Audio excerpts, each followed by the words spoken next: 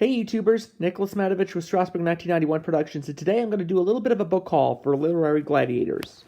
Recently I actually did a booklet on the East Broad Top. It was written by Frank Kuiper, who is a color commentator for Green Frog Video Productions, which is a railroad video production corporation headquartered in Douglasville, Georgia.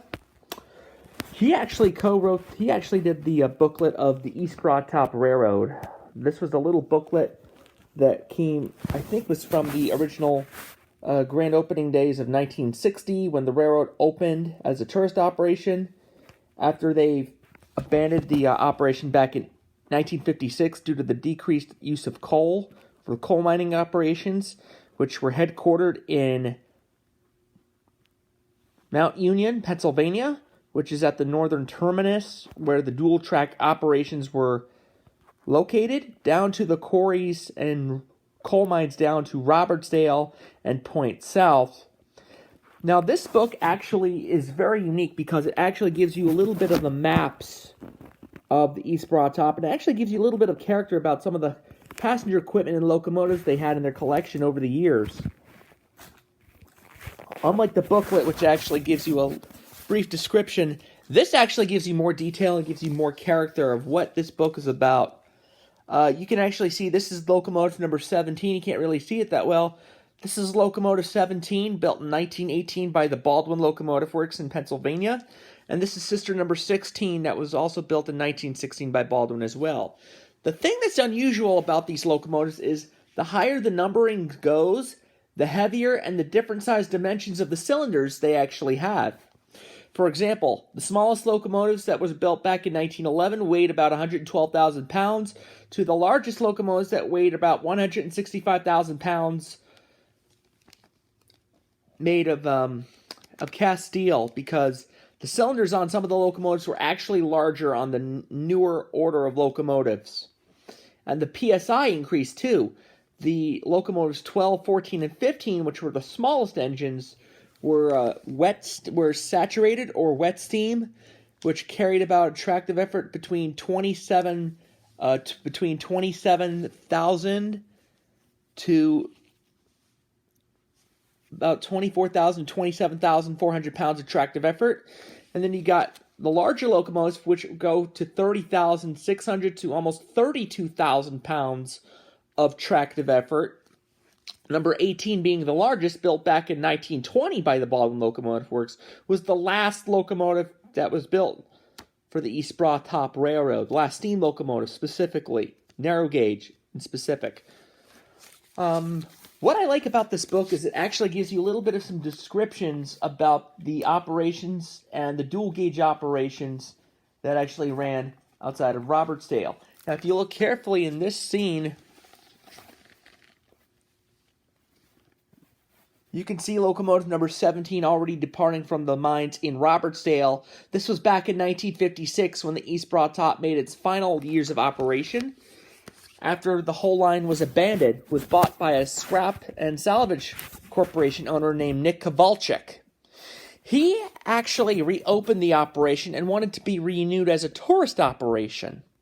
His daughter Millie was basically one of the few people who was invited to the grand opening back in 1960, when locomotive number 12 was actually the first steam locomotive to be brought back to operation in 1960.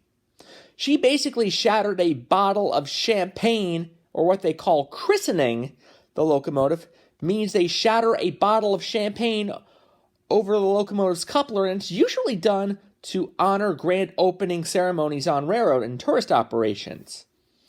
This book has incredible deep details about the tourist lines from Mount Union down to Robertsdale and Point South all the way to the Alvin terminus, which is the southern part of the terminus through parts there in Woodvale. When the mines were reopened, they extended the line for another 2 to 3 miles. This was probably one of my best books. I give it a 10 out of 10 because it has so much depth and character, has so much amazing illustration. Both books are amazing, but if you want to actually take a look at the real pictures of the coal mining far back as near the Narco Spur and all points south, this book is definitely a bestseller. But unlike the real book, if you look carefully here, This book actually illustrates, you can look carefully here, this is actually the whole map of how the East Broad Top operations actually began up until its 1956 abandonment between the, if you look carefully, this is the dual service trackage operations which ran on the Pennsylvania Railroad. This was the northern terminus at Mount Union. Alvin was the southern terminus when they added more mines south of Robertsdale. There were other mines from Shade Gap and numerous locations, but because of Pennsylvania Turnpike constructions up until the Great Depression era by 29 to 32, one of the operations that was linked through here had been abandoned because plans to reopen the operation came to a close when the Pennsylvania Turnpike was commissioned. I would definitely give these books an absolute 10 out of 10 because they have so much depth and character.